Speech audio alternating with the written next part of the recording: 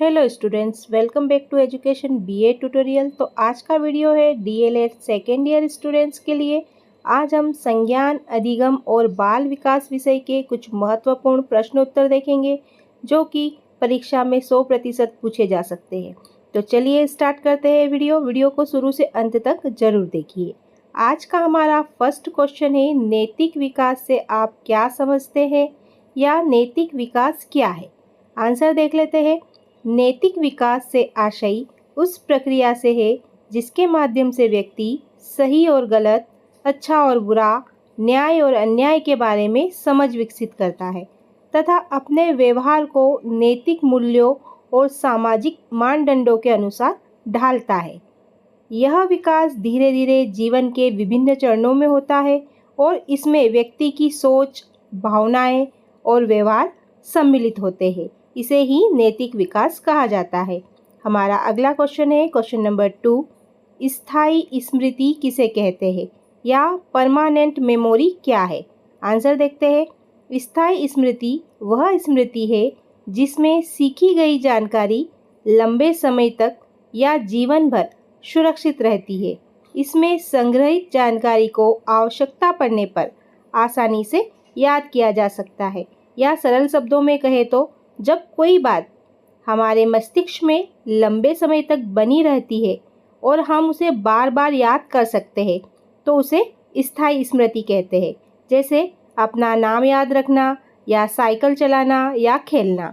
फिर हमारा अगला क्वेश्चन है क्वेश्चन नंबर 3, भाषा विकास को प्रभावित करने वाले कारक कौन कौन से हैं। आंसर देख लेते हैं। तो भाषा विकास को प्रभावित करने वाले कारक निम्नलिखित है। फर्स्ट है परिवार का वातावरण। परिवार में बातचीत और भाषा का प्रयोग बच्चों के भाषा विकास को प्रभावित करता है। सेकंड है बुद्धि स्तर। अधिक बुद्धिमान बच्चे भाषा जल्दी सीखते हैं। थर्ड है स्वास्थ्य एवं शारीरिक विकास। सुनने या बोलने में समस्या होने पर भाषा विकास प्रभावित होता है। फिर फोर्थ है विद्यालय एवं शिक्षक। अच्छा शिक्षक और प्रोत्साहन भाषा विकास में सहायक होते हैं। फिर फिफ्थ है सामाजिक वातावरण। समाज और मित्रों के संपर्क से भाषा सीखने में मदद मिलती है। सिक्स्थ है अनुकरण। बच्चे बड़ों की नकल करके भी सीखते हैं।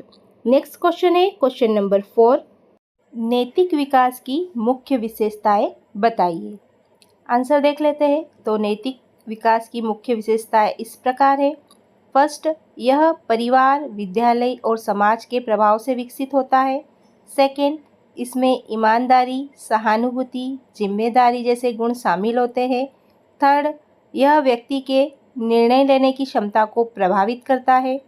इस प्रकार नैतिक विकास व्यक्ति को एक अच्छा और जिम्मेदार नागरिक बनाने में सहायता करता है।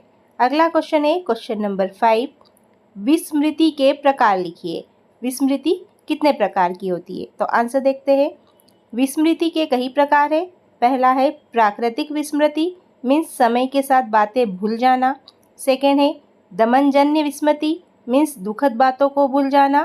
थर्ड है हस्तक्षेप जन्य विस्मृति, मीन्स नई पुरानी जानकारियों के कारण भूलना।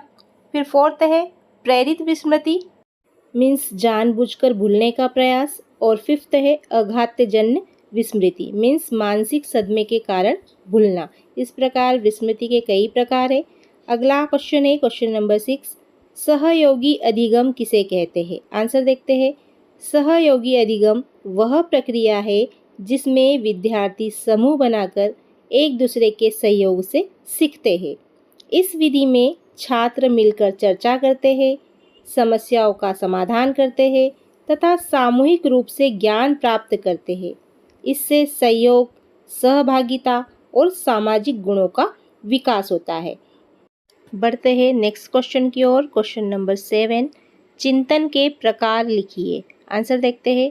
तो चिंतन के कई प्रकार हैं। फर्स्ट है प्रत्यक्ष चिंतन, मीन्स किसी वस्तु या घटना को देखकर किया गया चिंतन। सेकंड, कल्पनात्मक चिंतन, कल्पना के आधार पर किया गया चिंतन। थर्ड, तार्किक चिंतन, तर्क और कारण के आधार पर सोच विचार करना तार्किक चिंतन कहलाता है। फिर फोर्थ है सृजनात्मक चिंतन मीन्स नए विचारों और रचनात्मकता से संबंधित चिंतन। फिर फिफ्थ है आलोचनात्मक चिंतन मीन्स किसी विषय पर गहराई से विश्लेषण के साथ चिंतन करना। नेक्स्ट क्वेश्चन नंबर 8, ब्रूनर के सिद्धांत की विशेषता लिखिए। आंसर देख लेते हैं। तो ब्रूनर के सिद्धांत की निम्न विशेषताएं हैं। फर्स्ट, यह सिद्धांत खोज आधारित अधिगम पर बल देता है। सेकंड, इसमें विद्यार्थियों को सक्रिय रूप से सीखने के लिए प्रेरित किया जाता है। थर्ड, ज्ञान को सरल से कठिन क्रम में प्रस्तुत किया जाता है।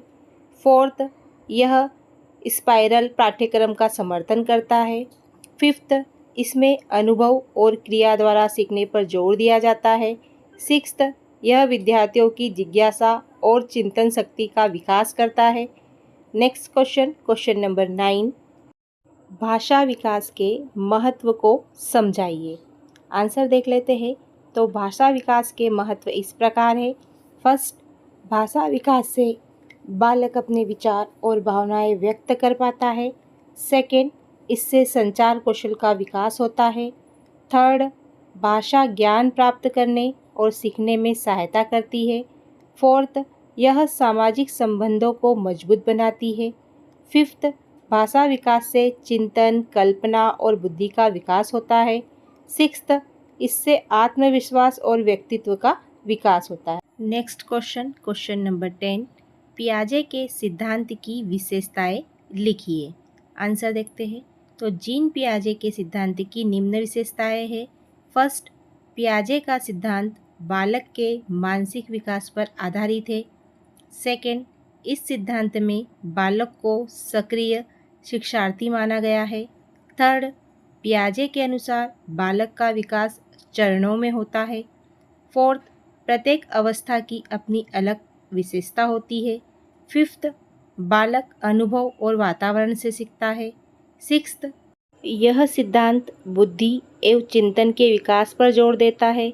सेवेंथ, इसमें सीखने की प्रक्रिया को प्राकृतिक और क्रमबद्ध माना गया है। इस प्रकार जीन पियाजे की सिद्धांत की निम्न विशेषताएं हैं। अगला क्वेश्चन नंबर 11, समूह गत्यात्मकता की विशेषताएं लिखिए।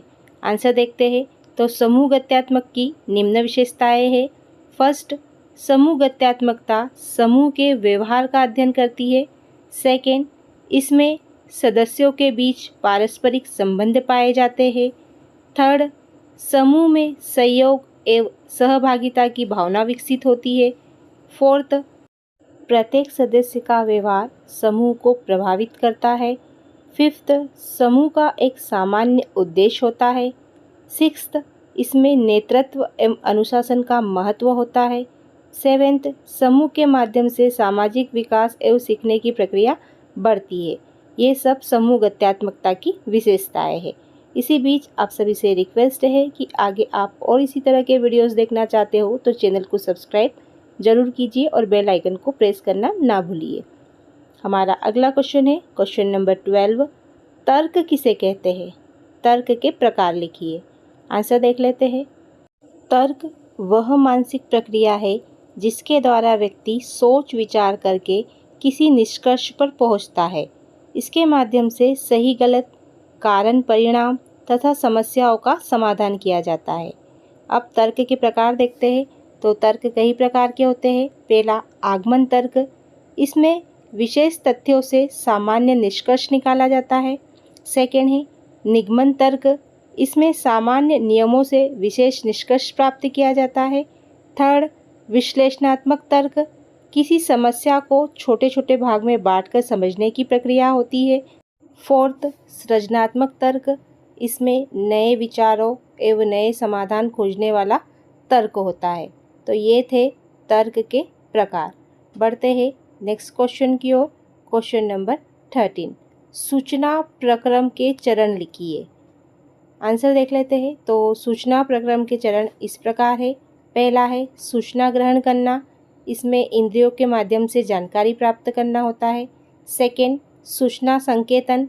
इसमें प्राप्त जानकारी को मानसिक रूप में बदलना होता है। थर्ड, सूचना का संग्रहण। इसमें जानकारी को स्मृति में सुरक्षित रखना होता है। फोर्थ, सूचना का पुनः संस्मरण, इसमें आवश्यकता पड़ने पर जानकारी को याद करना होता है। फिफ्थ, प्रतिक्रिया देना, इसमें प्राप्त एवं संसाधित जानकारी के आधार पर कार्य करना होता है। अगला क्वेश्चन नंबर 14, सीखना जन्मजात प्रवृत्ति है, समझाइए। आंसर देखते हैं। तो सीखना जन्मजात प्रवृत्ति नहीं है, बल्कि यह अनुभव, अभ्यास और वातावरण के प्रभाव से होने वाली प्रक्रिया है। जन्म के समय बालक कुछ मूल प्रवृत्तियां लेकर जन्म लेता है, जैसे रोना, भूख लगना आदि, परंतु पढ़ना, लिखना, बोलना और व्यवहार करना वह सीखता है। सीखना व्यक्ति के व्यवहार में स्थायी परिवर्तन लाता है। यह परिवार, विद्यालय, समाज तथा अनुभव के माध्यम से विकसित होता है। इसलिए सीखना अर्जित प्रक्रिया मानी जाती है, ना कि जन्मजात प्रवृत्ति। अगला क्वेश्चन नंबर 15, तार्किक चिंतन क्या है, या तार्किक चिंतन से आप क्या समझते हैं? आंसर देख लेते हैं। तो तार्किक चिंतन वह मानसिक प्रक्रिया है जिसके द्वारा व्यक्ति किसी समस्या या विषय पर कारण, प्रमाण और तथ्यों के आधार पर सोच विचार करके उचित निष्कर्ष निकालता है। इसमें सही एवं गलत का निर्णय बुद्धि और तर्क के आधार पर किया जाता है। तार्किक चिंतन से व्यक्ति उत्तर की समस्या, समाधान क्षमता, निर्णय शक्ति तथा समझ विकसित होती है। इसे ही तार्किक चिंतन कहा जाता है। आई होप आपको ये सारे क्वेश्चन आंसर आपकी परीक्षा में हेल्प करेंगे और आप इसी तरह के अच्छे कमेंट्स करते रहिए। हम आपके लिए इस तरह के वीडियो लाते रहेंगे। Thank you.